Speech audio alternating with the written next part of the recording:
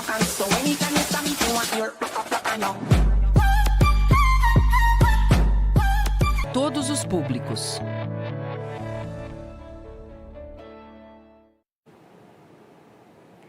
Boa tarde a todos que estão nos acompanhando hoje. Você está assistindo e acompanhando essa aula na sua casa. Por que é que você está acompanhando essa aula na sua casa? Nós estamos enfrentando aí uma situação, né, muito séria, devido ao quê? Vocês podem já colocando aí no chat, quem está participando, peça ajuda para o seu pai, para sua mãe, para o seu responsável, para te ajudar aí a participar do nosso chat. Bom, enfim, nós estamos em casa devido à situação com a doença Covid-19, né, causada pelo coronavírus, né? Isso todo mundo já sabe, todo mundo já ouviu bastante. Aqui no estúdio está todo mundo mascarado e a gente vai lá e lava a mão e passa álcool e todas essas medidas que você já deve ter ouvido falar o porquê. Hoje nós vamos falar também sobre uma doença, mas não é o Covid-19, é uma doença chamada sarampo. Você já ouviu falar sobre essa doença, o sarampo? Você aí, aluno que está me acompanhando, você já ouviu falar? Alguém já te falou e você já leu, você já assistiu? Já viu alguma notícia falando sobre essa doença do sarampo? Nós vamos falar sobre ela hoje. Mas espera um pouco, a gente vai falar sobre essa doença que é o sarampo, mas a nossa aula de hoje é de ciências? Nananina não. A nossa aula de hoje é de matemática, é para o 5º ano e nós vamos trabalhar a habilidade. Analisar e interpretar dados estatísticos apresentados em textos, tabelas, simples ou de dupla entrada e gráficos, que podem ser de colunas, agrupados ou em linhas, referentes a outras áreas do conhecimento e a outros contextos, como saúde e trânsito, e produzir textos com o objetivo de sintetizar conclusões. Tudo bem? Então, a nossa aula é de matemática. Como eu perguntei para vocês, o que é o sarampo? Vocês já ouviram falar e sabem que doença é essa, o sarampo? Bom, o sarampo é uma doença, ela é uma doença muito grave. Ela é causada também por um vírus e ela também acomete as vias respiratórias, tá? Então, você que aí está acompanhando, que é o Covid-19, você já ouviu também falar que ele também causa problemas nas partes respiratórias. O sarampo também. Mas, ao contrário do que a gente já ouviu e tem ouvido a respeito da doença que é o Covid-19, ele costuma, de certa forma, na maior parte, ser mais grave para quem? Para as pessoas que são, você já sabe, idosas, não é isso? Agora, o sarampo é uma doença que é muito perigosa para as crianças, principalmente as crianças que têm menos de 5 anos. Você sabia disso? Em 2016, de acordo com o boletim do Ministério da Saúde, nós não registramos mais casos de sarampo. Agora, a minha pergunta é, será que esses números, que essa doença não houve casos mais registrados, será que isso acontece nos dias de hoje, atualmente? Depois de 2016, esses números que não aumentaram, será que continua do mesmo jeito? Nós vamos saber um pouquinho mais sobre isso. Também tem uma coisa importante a saber. O sarampo é uma doença que a única forma de prevenir, de combater, é a partir da vacinação. Então, ela é uma doença que já tem uma vacina. E por isso, em 2016, ela já não já não houve registro de casos de sarampo. Mas por que eu estou falando tudo isso? Isso tem tudo a ver com o que nós vamos trabalhar hoje. Lá na sua escola, a sua professora já deve ter explicado para vocês como utilizar as tabelas, gráficos, quando vocês fazem pesquisas. Eu quero saber quantos alunos gostam de futebol, quantos alunos da escola gostam sei lá, de música eletrônica, enfim. Há várias coisas que você pode perguntar para as pessoas e organizar todas essas respostas e apresentar esses dados que você coletou. E aí eu tenho muitas formas de apresentar. Você já pode ir respondendo quais você conhece. Onde que eu posso apresentar esses dados? Você sabe? Eu vou dar uma olhadinha aqui, ver se alguém já respondeu. Olha, o Jonathan já falou que ele já pegou sarampo, nossa. E aí? Eu posso registrar os dados que eu coleto através de tabelas, eu posso utilizar pequenos textos, eu posso utilizar os gráficos, para que as pessoas olhem aquele meio que eu vou utilizar e saibam ler, interpretar e compreender aquelas informações que eu coloquei. Tudo bem? Então, nós vamos analisar dados a respeito dos casos de sarampo. Eu consultei alguns boletins do Ministério da Saúde e nós vamos observar o que é que tem acontecido mais recentemente em relação a essa doença. Como eu falei, em 2016, não havia registro dessa doença.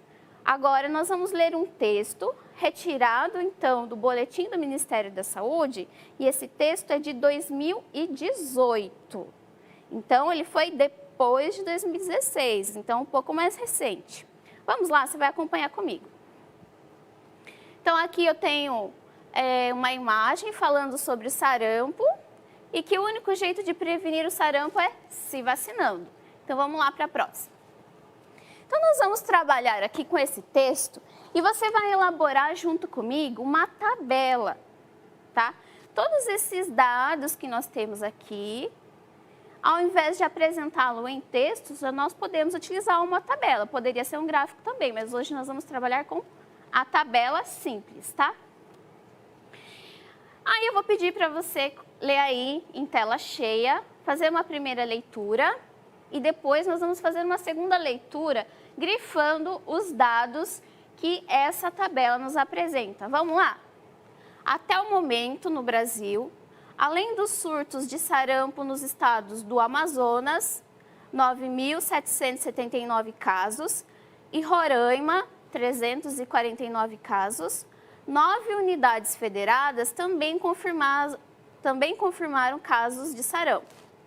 54 casos no Pará, 45 casos no Rio Grande do Sul, 19 no Rio de Janeiro e 4 casos em Pernambuco e Sergipe. 3 casos em São Paulo, 2 em Rondônia e Bahia e 1 caso no Distrito Federal, totalizando 10.262 casos confirmados de sarampo no Brasil. Vamos voltar então aqui? Então, você já leu esse texto e já deu para observar que os casos de sarampo em 2018, eles aumentaram, né? Nós lemos lá 10.262 casos. Aqui, deixa eu ver o que vocês já têm colocado para mim, que nós podemos fazer tabelas, podemos fazer gráficos. Ai, me perguntaram, a Giovana perguntou, professora, o sarampo é contagioso? O sarampo é contagioso. Da mesma forma que, vamos comparar um pouquinho, com essa doença do Covid-19, a gente não está se preocupando aí em agora utilizar todo mundo máscara, em lavar as mãos. Eu tô sem máscara aqui porque tô gravando, mas a minha máscara tá ali. Quando eu sair daqui, eu já vou lá colocar, vou passar o álcool na minha mão e todo mundo tá fazendo isso. Por quê? Porque ela é uma doença contagiosa. O sarampo também é uma doença contagiosa. E as pessoas, elas se contagiam com o sarampo através do quê? Através das gotinhas que saem, através do espirro, através da tosse, através da fala que a pessoa vai falando e essas gotinhas ficam no ar, a pessoa pode se contagiar. Então, ela é uma doença contagiosa e ela também é transmitida mais ou menos dessa forma aqui. Aqui nós estamos nos preocupando em relação à Covid-19. O problema, ou a solução, no caso do sarampo, nós temos a solução, que é a vacina. Para o Covid-19 ainda não tem vacina. Então, essa é a diferença e é lógico que são doenças diferentes, mas ela tem esse ponto em comum que é a questão do contágio. Se dá também pelas gotinhas, gotículas de saliva, quando a gente fala, espirra, tosse, enfim. Tudo bem, Giovana? Vamos voltar para o texto?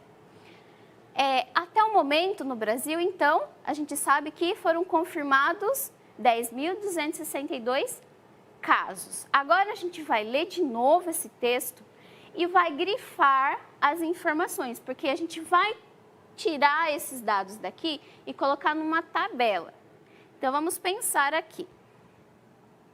Quais dados que eu posso apresentar nessa minha tabela? Ele está falando o quê? Da quantidade de casos confirmados, não é isso? Então, esse é um dado importante. Que outra coisa que é importante que aparece aqui nesse texto? São os locais. Cada local tem uma quantidade diferente de pessoas que foram contagiadas com a doença. Tem lugares que tem mais e tem lugares que tem menos. E aqui ele está dividido em quê? A pergunta é em quê? Amazonas, Roraima, Pará, Rio Grande do Sul, Rio de Janeiro, Pernambuco, Sergipe, São Paulo, Rondônia e Bahia. O que que é? É cidade? É estado? O que que é? Responde aí para mim. Aqui, ó, alguns dos alunos estão perguntando, o sarampo pode matar alguém? Sim, o sarampo pode matar as pessoas. E como eu falei, ele é especialmente perigoso para as crianças menores de 5 anos e para aquelas que têm algum problema de falta de nutrição, enfim, ela é perigosa para as crianças, então ela pode matar sim, tá? Vamos lá então? Então nós temos aqui, como eu perguntei, Amazonas, Roraima, Pará, Rio Grande do Sul, Rio de Janeiro, o que que é? São os estados. Então aqui as informações estão apresentadas divididas pelos estados. Então nós temos aqui já duas coisas importantes que a gente precisa pôr na nossa tabela. São os estados e os números de casos que cada estado tem. Tudo bem? Então nós vamos aqui circular agora essas informações. Então aqui, de novo, vamos fazer a leitura. Até o momento no Brasil, além dos surtos de sarampo nos estados do Amazonas e Roraima, aqui 349, 9 unidades federadas também confirmaram casos de sarampo. 54 no Pará, vamos circular. Pará, 54. 45 no Rio Grande do Sul. 19 no Rio de Janeiro. 4 em Pernambuco. Sergipe, 3. 4 casos em Pernambuco e Sergipe. Olha só, quase que passa essa. 3 casos em São Paulo. 2 em Rondônia e Bahia e 1 no Distrito Federal. Então aqui, vamos passar. Eu já organizei a minha tabela para a gente ir mais rápido, porque a gente não tem tanto tempo, tá? Então eu já organizei aqui 2 colunas, certo? E em linhas. Agora minha pergunta é, como que eu posso dividir as colunas para eu conseguir ler essas informações. O que vocês acham? Lembra as informações que nós temos? Então, nós temos os estados, todos aqueles que a gente falou, e nós temos também os números de casos. Então, nós temos duas colunas, duas informações importantes, estados e números, e duas colunas. Então, o que você acha de nós dividirmos essas informações entre os estados e os números de casos de sarampo? Tudo bem? Vamos lá? Então, eu vou colocar aqui na minha tabela.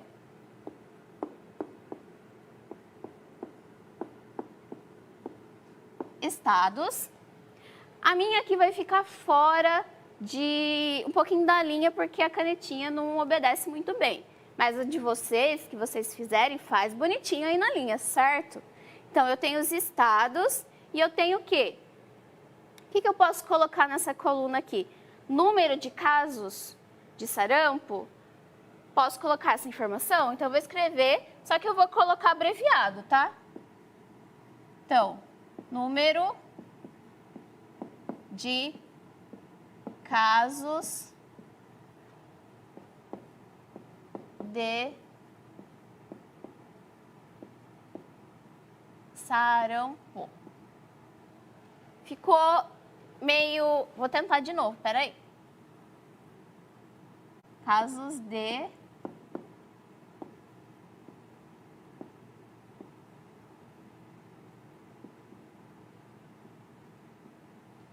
sarampo. Aqui está escrito sarampo, tá? Não consigo fazer melhor, mas você aí na sua casa pode fazer melhor que eu.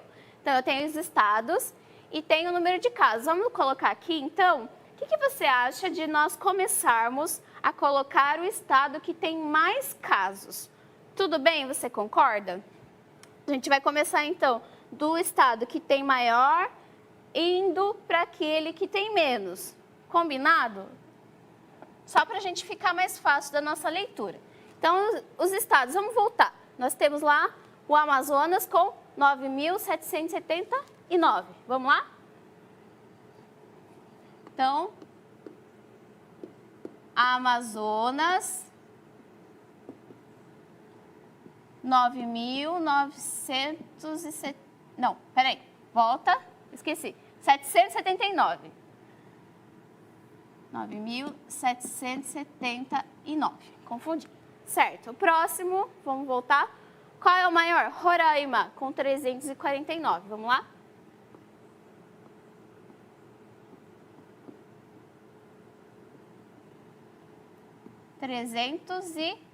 Volta? 49. Tudo bem. Aí eu tenho 54 no Pará. Pará, 54. E aí já vem com, pode voltar, Rio Grande do Sul.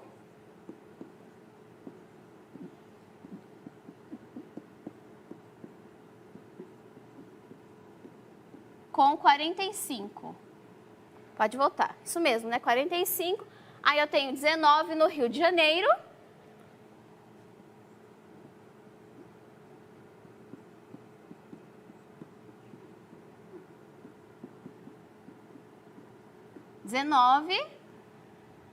Aí, quem mais? Pernambuco e Sergipe com 4.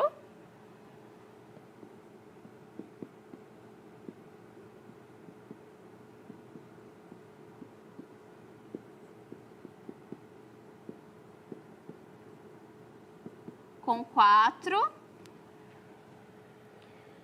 Aí eu tenho 3 casos em São Paulo. Pode passar. São Paulo.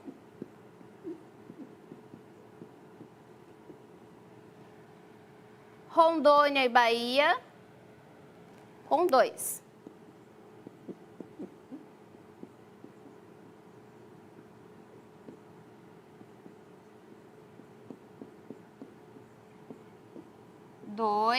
E Distrito Federal com 1.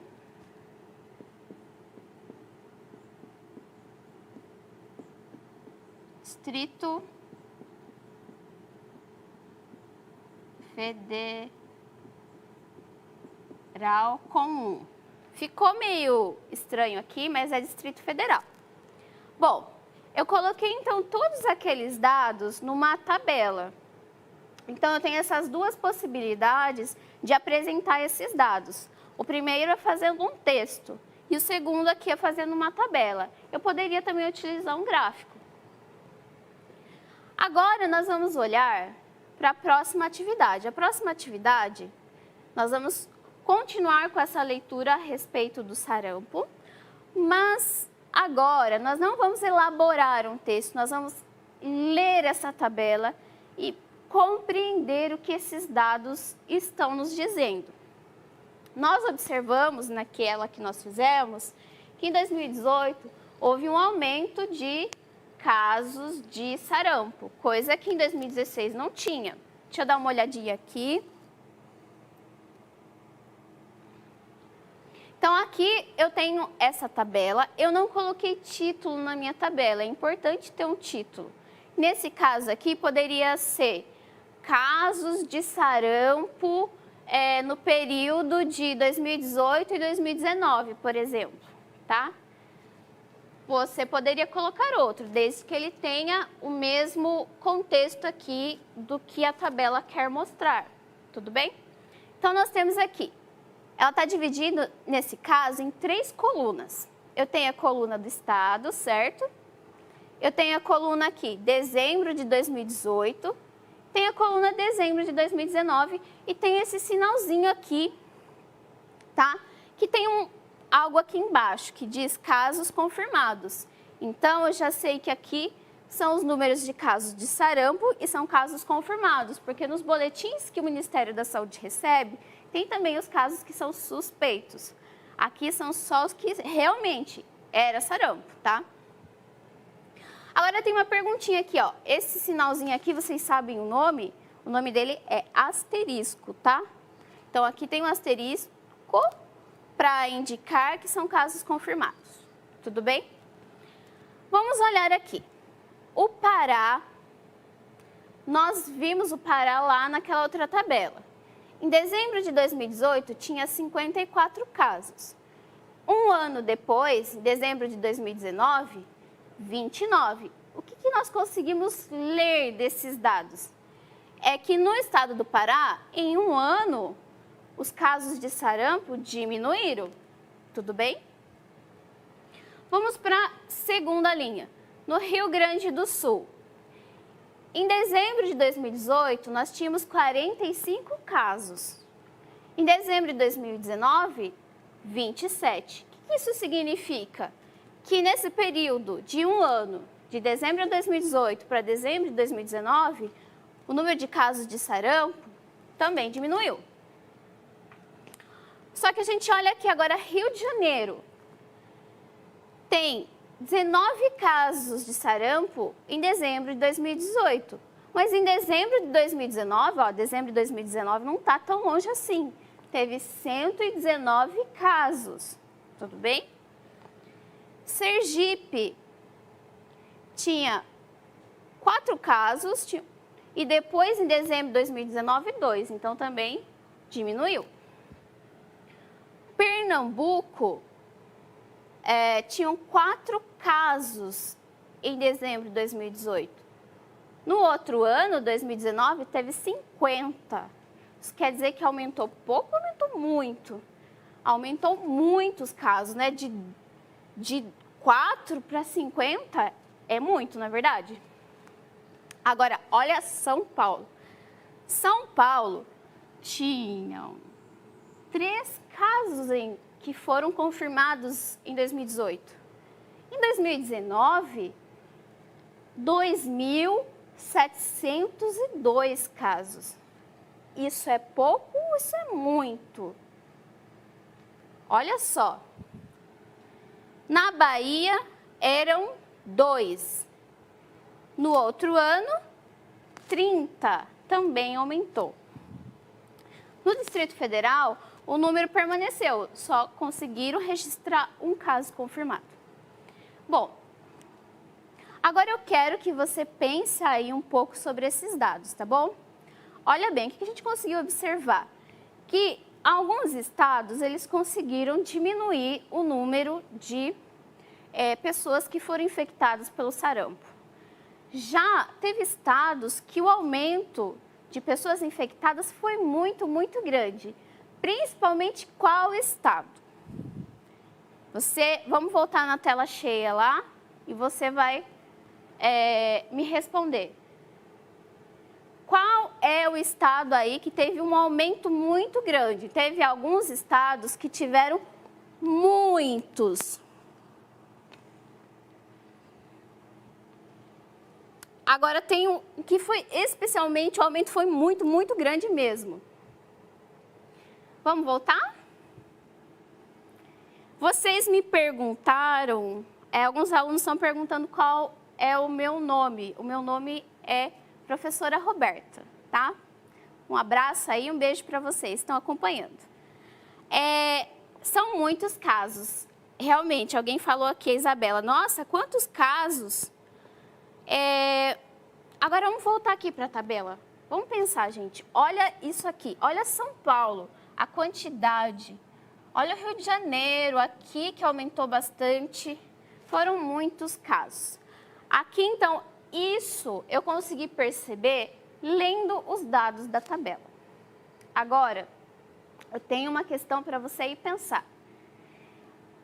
Que não está escrito na tabela, mas que eu posso deduzir através desse aumento de casos.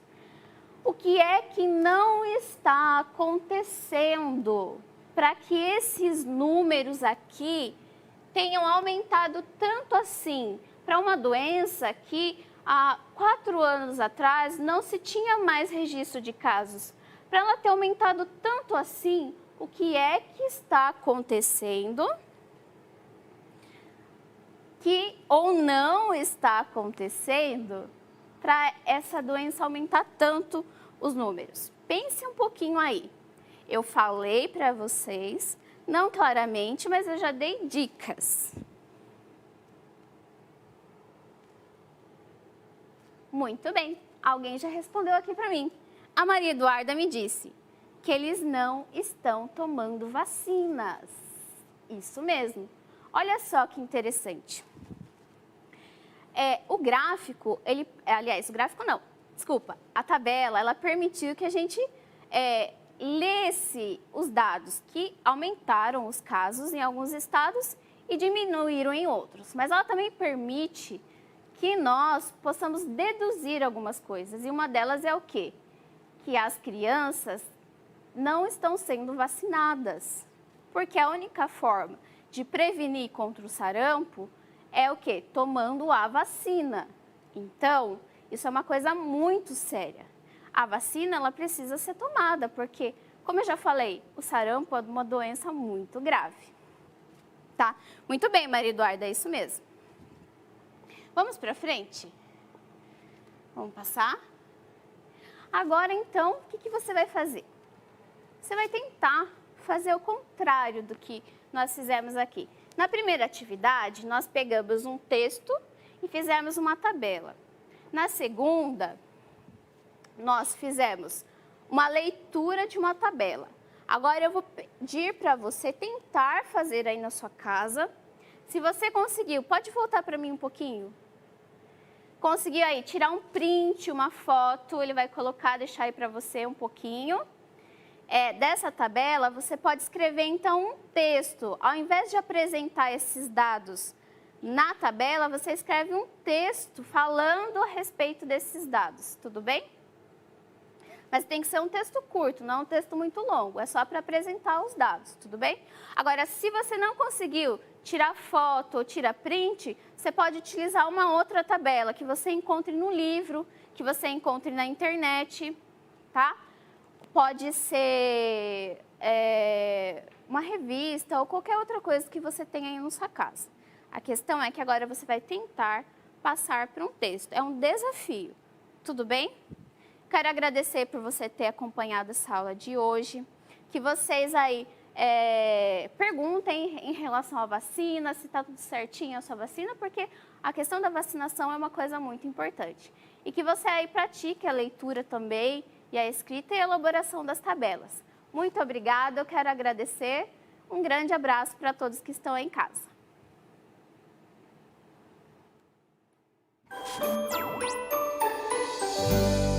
Estudar é para todos. TV Educação e Centro de Mídias da Educação de São Paulo. Juntos pela educação.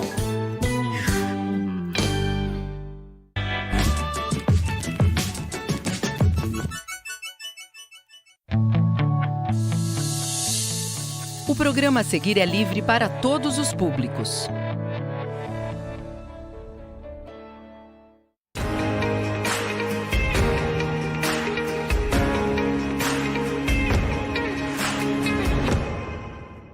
Falando em crônica, a gente não podia deixar de comentar uma situação que aconteceu comigo. Eu viajei e fui a Parintins passear de barco, e no processo do caminho eu avistei uma situação que para mim é interessante. Duas crianças numa canoa, uma pequena canoa. Aquelas crianças, naquele momento, elas brincavam. Teve uma hora que uma das crianças saltou para o rio. Saltou para o rio. Então, aquele súbito daquele pulo daquela criança, eu fiquei parado. O meu medo daquela criança ter acontecido alguma coisa com ela, dela ter se machucado, dela ter se afogado, mas incrível, gente. Naquele súbito que ela pulou, ela saiu nadando tranquilamente. A gente está falando de uma criança de 3 anos. Para mim, aquele momento foi, assim, aterrorizante, porque eu não esperava. Para a natureza daquelas crianças, pular num rio, como o Rio Negro, vamos combinar, é perigoso. Para a natureza delas, não, porque elas já estavam acostumadas. Por que eu citei esse comentário? Por que eu falei de um episódio onde tem uma criança, de algo que numa viagem que eu fiz de barco? Por que eu falei isso? Porque a crônica é isso. Ela é um pedaço, é um corte do cotidiano que a gente fala sobre ele, que a gente relata. Só que a gente pode relatar ou escrever de uma forma irônica, de uma forma engraçada, fazendo uma determinada polêmica. Por isso que eu peguei aquele momento, daquela cena que eu estava vendo aquela criança, aquelas 2 crianças, na beira do rio, e não era tão na beira, vamos combinar, é um pouco mais da beira. E um deles, o menor de todos, entrou dentro daquele rio. E isso eu podia pegar dali um tema para a minha crônica. Então, a crônica é isso. Você está passando no ônibus, vê algo inusitado e quer escrever sobre aquilo. É aquele momentinho. É que nem o momento que eu cortei aqui, daquela criança saltando da canoa ao rio. É aquele momentinho, eu posso escrever alguma coisa dele. Descrever, comentar e levar o tom que eu achar necessário. Gênero literário crônica. A crônica é um gênero textual que tem como objetivo relatar um ou mais acontecimentos do cotidiano em tempo determinado. O que é tempo determinado, professora? Ou seja, é um tempo específico. Eu não me estendo, porque a ideia da crônica não é se estender. Ela tem que pegar aquele recortezinho daquele momento e ficar falando sobre ele, colocar suas emoções, colocar várias expressões. A ideia é justamente trabalhar aquele momentinho. Aqui a gente trouxe os momentos aqui, ó. Por exemplo, professora, eu posso escrever uma crônica. Aí eu estou dentro de um ônibus, vejo uma situação dentro de um ônibus. Por exemplo, vocês sabem que dentro do ônibus sempre tem alguém vendendo alguma coisa. Aí, de repente, essa pessoa vende e acontece algo que eu possa escrever. Alguém falando, algum passageiro brigou por causa do grito que a pessoa deve ter dado na hora de vender. Eu posso pegar aquele momentinho lá dentro do ônibus e escrever uma crônica. Ou, eu posso dar um tom humorístico, ou seja, cômico, engraçado. Aí eu estou numa festa de aniversário. Eu vou a uma festa de aniversário, de repente, O que acontece? O bolo, a pessoa que ia entregar o bolo do aniversário não entregou. Sabia que isso já aconteceu comigo? Eu fui a uma festa e a pessoa não tinha entregado o bolo de aniversário a tempo. Na realidade, acabou não entregando. E aí, a mãe da criança, que a gente tinha ido à festa, na hora arranjou um jeito de comprar um bolo, muito do seu simples, mas foi lá e bateu os parabéns. Então, esse recorte do momento, o que eu falo sobre ele, eu podia levar essa crônica, poxa, é triste você, no seu aniversário, tá na hora dos parabéns e não ter o bolo. Podia levar para um tom mais melancólico. É diferente do ônibus. Eu podia levar aquele momentinho do ônibus para um tom mais cômico, mais engraçado. Lembre que aquele momentinho, é aquele contexto específico, é o tempo determinado que a gente está pondo aqui. Professora, mas e aí na escola, na aula? Não acontece essas coisas? Acontece. E na sala de aula é que acontece mesmo. Na sala de aula tem várias situaçõezinhas que dá para escrever várias crônicas de vários momentos. Fiquem de olho. Então, o que a gente tem que ficar de olho? Numa situação específica do cotidiano, quando a gente caminha, quando a gente vai para a escola, quando a gente volta para a escola. Tudo é um tema de uma crônica. Característica do gênero crônica. Tipologia textual predominantemente narrativa. Lembra dos cabelos de Sara? Toda a estrutura do texto narrativo que a gente falou naquela aula que a gente estava dando, que vocês assistiram e com certeza fizeram atividade, já conhecem todos os elementos da narrativa? Pois é. Possui um número reduzido de personagens ou até nenhum. Por exemplo, na crônica, necessariamente, não precisa ter personagem. De repente, você só viu uma paisagem, algum objeto em movimento e achou interessante escrever sobre aquilo, aquele momentinho. Ok? Características do gênero crônica. Baseia-se em fatos ocorridos no dia a dia. Lembra que a gente puxou aqui uma situação? Uma situação no ônibus, a situação que eu vivi no período naquele momento que eu viajei, que eu fui a Parintins, aquela situação daquelas duas crianças. Olha só um recortezinho do tempo que a gente puxa para fazer um texto, né? A crônica tem essa. E aí a situação da escola que aconteceu é um exemplo. Eu posso muito bem no caminho da minha casa perceber alguma coisa inusitada, interessante e escrever uma crônica. Pode ser de tom irônico. Ou seja, pode ser uma ironia, como quem diz assim, não tem aquela criança bem sapequinha que a gente diz assim, esse aí é um anjinho. Mas na realidade a gente não quer dizer que ele é um anjinho, a gente está sendo irônico. A gente está dizendo que é o contrário. Esse anjinho aí, né? Então, a ironia também pode ser inserida na crônica.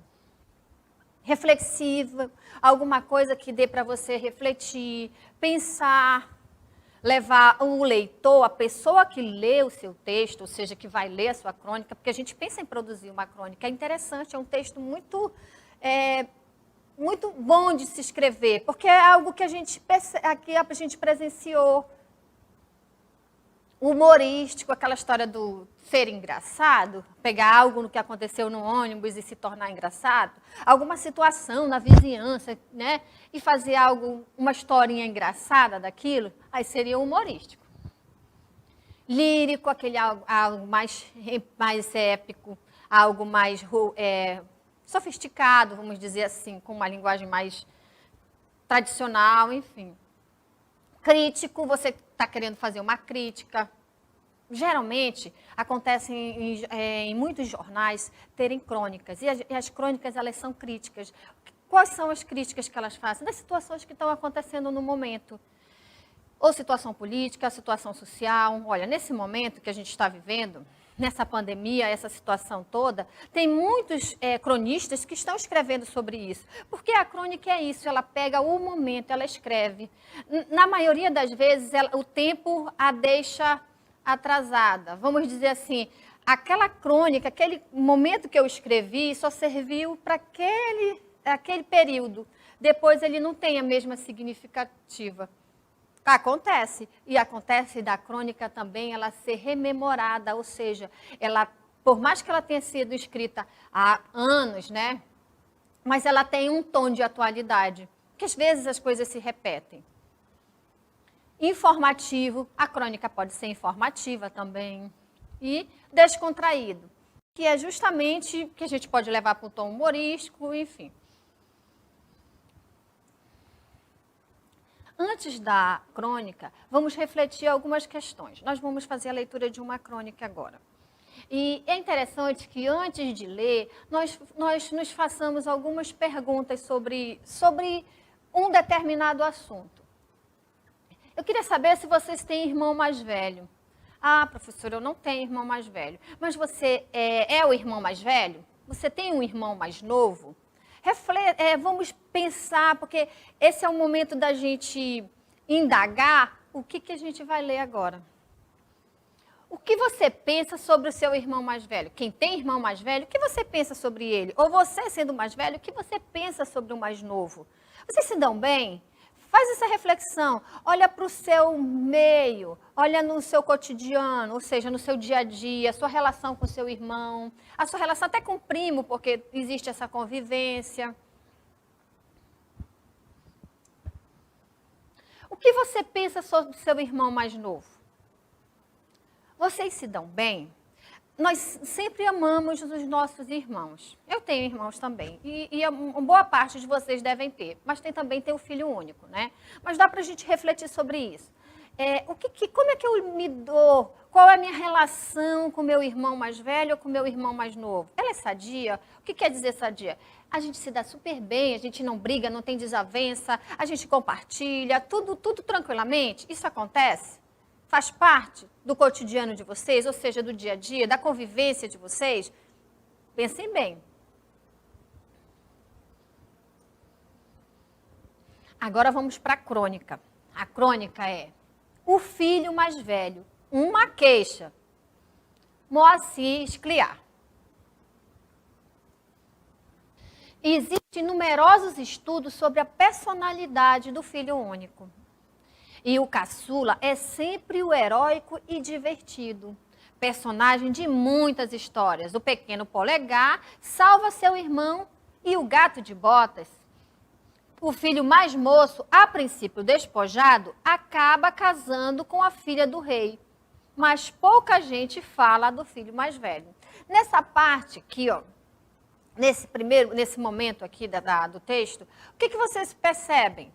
Que o filho mais velho se acha, vamos dizer assim, deixado de lado. Ele acha que, a princípio, o filho mais novo se destaca. Vamos para outra parte do texto? Os menores, os mais fracos, naturalmente atraem as simpatias. Sobra para o mais velho o silêncio, que frequentemente envolve o poder. Parte-se do princípio que o filho mais velho tem uma posição privilegiada, situando-se entre os pais e os irmãos mais jovens. Por nascer primeiro, entende-se que ele tem um poder de ter sido primeiro, logo ele tem mais propriedade, uma hierarquia. O que é uma hierarquia, professora? Tem o pai, tem a mãe e vem o filho mais velho. A ideia que passa é que, de certa forma, ele tem um tom superior, ele tem um destaque na hierarquia da família. É isso que a gente está entendendo até agora. Erro cruel. O silêncio do filho mais velho nasce mais frequentemente do estoicismo, ou seja, é como se fosse um destino dele ficar calado. Ele precisa estar calado para ele suportar, de certa forma, o destino, o que ele veio, a predestinação dele, ou seja, para o que ele veio para aquele mundo. De qualquer outra coisa, porque o filho mais velho paga caro os escassos anos de glória, aqueles em que é o primeiro e único. Sempre quando a criança nasce, o filho mais velho, ele é todo queridinho, é aquele que tem toda a atenção, ele tem todo o momento para ele. Mas, quando vem o irmão, olha só, porque o filho mais velho paga caro os escassos anos de glória. Nesse momento é isso que ele está dizendo. Acabou. Os escassos são poucos momentos que ele tem para ele. Aqueles em que é primeiro e único. Passado esse período em que todas as atenções se concentram nele ou nela, começam a surgir os intrusos, os rivais. E como mamam esses rivais. E como choram à noite. Olha só as expressões que são usadas. Como mamam, como choram à noite. Quando ele relata isso, ele está falando com algum prazer, alguma satisfação? Como eles choram, como eles mamam à noite.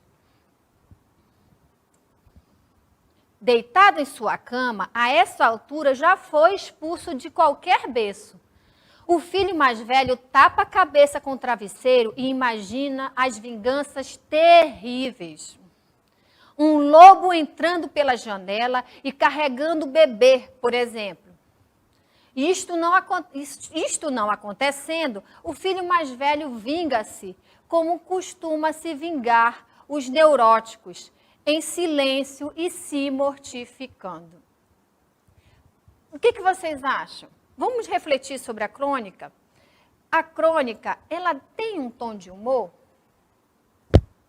Ela é irônica? Ou seja, ela quer dizer uma coisa, mas é ao contrário da outra? O que vocês acham? Ah, não, ela é reflexiva. Não, ela não é reflexiva. Ela é crítica. É uma crítica sendo feita do irmão mais novo para o irmão mais velho? Tem alguma coisa engraçada nessa crônica? Ou seja, eu posso dizer que ela é cômica? Ela tem traços de humor? Lembra que a gente está falando da relação do irmão mais velho com relação ao irmão mais novo. Como ele se sente? O autor quis mostrar o quê? A satisfação do filho mais velho em relação ao filho mais novo? Tem muitos personagens nessa história? Lembra que a gente falou da crônica que não tem muitos personagens? Essa história não tem muito personagem, perceberam? Outra situação. Ela não se alonga, ela fala-se de um determinado relacionamento de irmãos, né?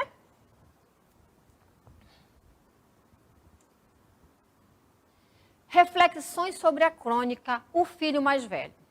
As crônicas trazem algo do cotidiano. Essa crônica trouxe algo do seu cotidiano?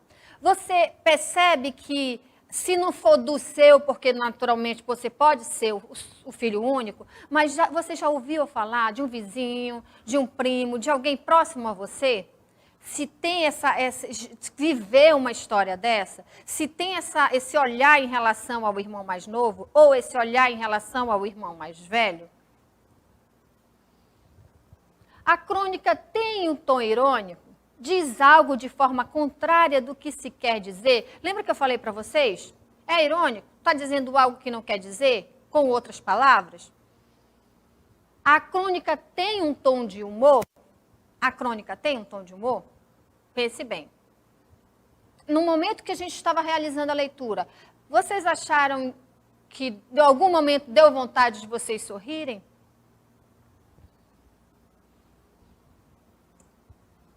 A crônica tem um tom de crítica? Revela uma crítica ou um julgamento? O que vocês perceberam em relação ao como se sente o filho mais velho em relação ao filho mais novo no decorrer do texto? Vocês percebem se ele se sente bem, à vontade, com a presença do irmão mais novo? Qual o sentimento que ele tem em relação ao irmão mais novo? É a gente refletir sobre a crônica que a gente acabou de ler. Agora a gente vai fazer um exercício.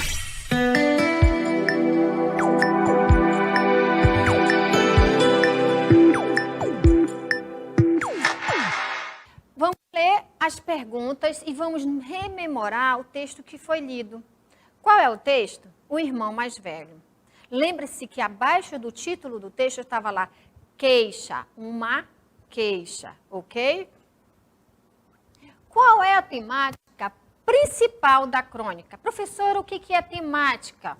O assunto que se tratava a crônica. Qual é o assunto? que se tratava? Qual era a conversa que o autor queria ter? Qual era o recorte daquele momento? Lembra que a crônica ela é o recorte no momento? Qual era aquele recortezinho? Qual era? A crônica, o filho mais velho, retrata o desconforto que o filho mais velho sente em relação ao mais novo. Isto fica evidente em quais das expressões? Letra A. Existem numerosos estudos sobre a personalidade do filho mais velho? Vamos para o próximo. Letra B. O filho mais velho tem uma posição privilegiada? Vamos lembrar do texto. O filho mais velho tem uma posição privilegiada nesse texto? Letra C. O filho mais velho paga caro os escassos anos de glória, aquele em que ele é o primeiro e único. Letra D. Situando-se entre os pais e os irmãos mais jovens. Reflita essa questão e verifique se ela corresponde com a pergunta que está sendo realizada. Terceira questão. Os acontecimentos são organizados em quantos parágrafos? Quais são os parágrafos, professora? Lembra da aula de parágrafos e textos que nós estivemos? O texto é um conjunto maior de palavras. Os parágrafos, eles vêm organizados dentro desse conjunto maior de texto. Aqui eu tenho o primeiro parágrafo, aqui eu tenho o segundo parágrafo. De um parágrafo para o outro é quando eu tenho uma ideia aqui, porém eu estou falando do mesmo assunto, mas eu mudei a minha ideia, logo eu tenho outro parágrafo. E é aqui, que está solicitando aqui nessa pergunta. Os acontecimentos estão organizados em quantos parágrafos? 1, 2, 3, verifiquem, tá bom?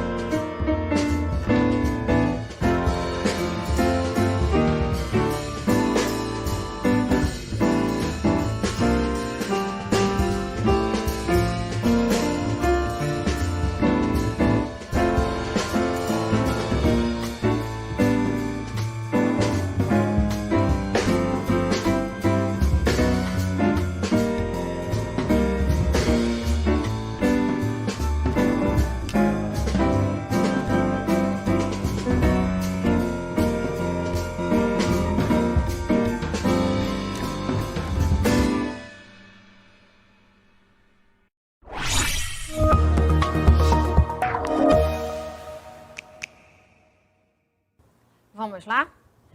Leram o texto, verificaram a estrutura do texto, perceberam se ele é o quê? Ele está com tom irônico, ele está com tom reflexível, ele é uma crítica do irmão mais velho em relação ao irmão mais novo? E os parágrafos, ele é desenvolvido em 2 parágrafos, em 3 parágrafos? E aí?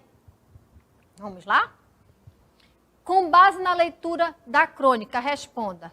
Qual a temática principal? Qual é o tema dessa crônica? Qual é o assunto dessa crônica? A relação entre os irmãos, ou seja, como o mais velho se sente em relação ao mais novo. E aí, todos acertaram? Espero que sim. Segunda questão. A crônica, o filho mais velho, retrata o desconforto que o filho mais velho sente em relação ao mais novo. Isso fica evidente em quais das expressões. Existem numerosos estudos sobre a personalidade do filho único. E aí? Ela, questão A? Vamos lá. O filho mais velho tem uma posição privilegiada. Tem alguma coisa aí dando certeza para a gente marcar essa? O filho mais velho paga caro os escassos anos de glória, aqueles em que ele é primeiro e único. Letra D. Situando-se entre os pais e os irmãos mais jovens. Vamos para a resposta? Letra C. É a resposta correta. Conseguimos? Ou seja, o filho mais velho paga caro os escassos anos de glória, aqueles em que ele é o primeiro e único. Olha o sentimento que tem nesse trecho. Olha o sentimento de pesar, aquela situação de revolta que o texto, que a crônica traz. Os acontecimentos estão organizados em quantos parágrafos? Lembra que eu conversei com vocês? A estrutura, professor, um conjunto. Aí dentro daquele conjunto tem os parágrafos, pode ser um conjunto menor de palavras desenvolvido em 3, ou seja, 3 parágrafos, 2 parágrafos. Relembrem aí. Em 2 parágrafos. Quem colocou 2 parágrafos, parabéns, acertou. Na próxima, quem não acertou, vai acertar.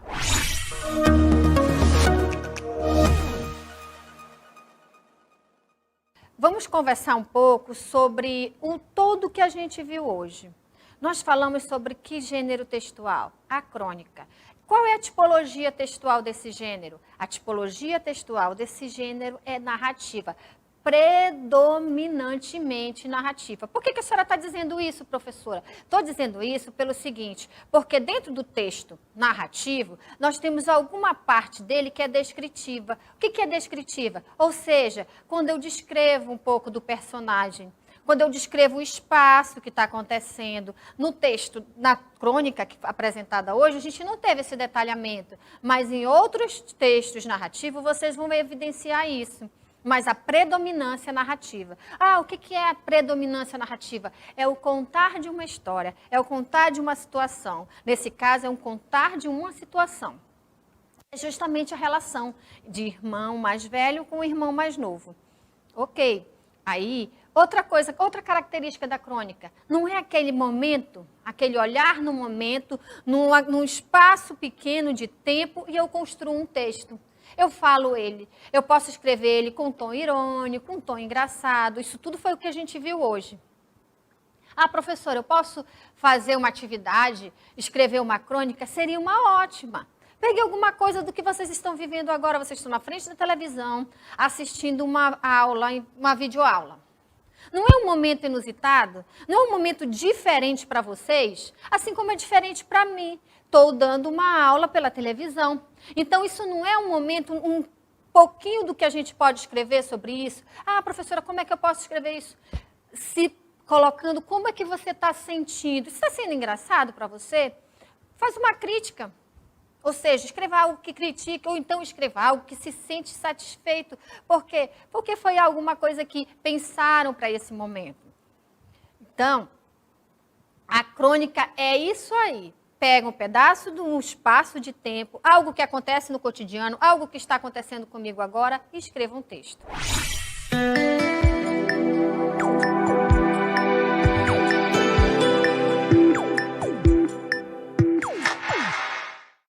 Agora vamos falar um pouquinho com o papai, com a mamãe, com os responsáveis de vocês. Vamos pensar nesse momento. Vamos pensar no momento de preparar um lugar para que eu possa assistir.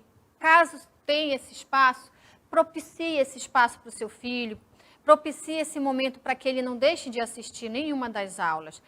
Eu sempre falo, é um momento especial, é um momento diferente, onde a gente aqui está propondo isso para vocês e o que vocês puderem fazer de imprescindível que as crianças consigam acompanhar as aulas, fazer as atividades. Ah, professora, mas eu não tenho como fazer.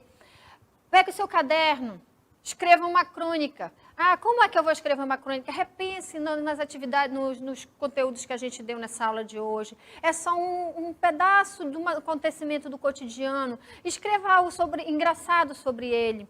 Pode ser que a gente vai dar um tom de humor à nossa crônica. Propicie isso. Deixe isso não deixe esfriar essa relação de professor e aluno. Mesmo que o papai não esteja em casa, mas organize-se, tenha compromisso para assistir todas as aulas, porque a gente vai estar aqui todos os dias por vocês, tá bom? Boa aula e não deixe de fazer as atividades.